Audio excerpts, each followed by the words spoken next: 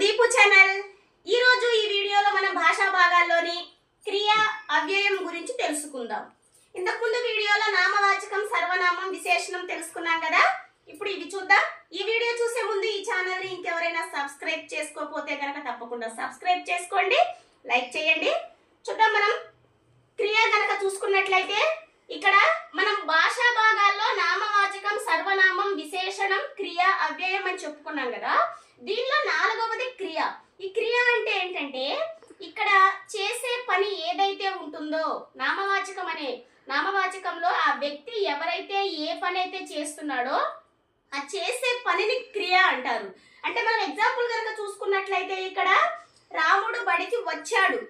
ఈ వాక్యంలో వచ్చాడు అనేది క్రియ అవుతుంది.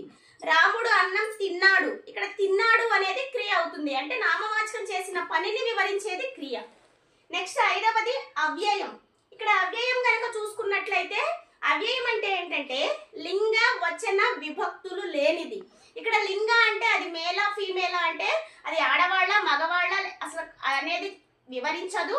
నెక్స్ట్ విభక్తులు అనేది ఉండవు.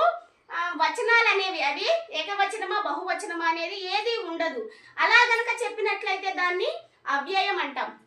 ఇక్కడ అవ్యయ పదాలు ఏంటంటే అబ్బో,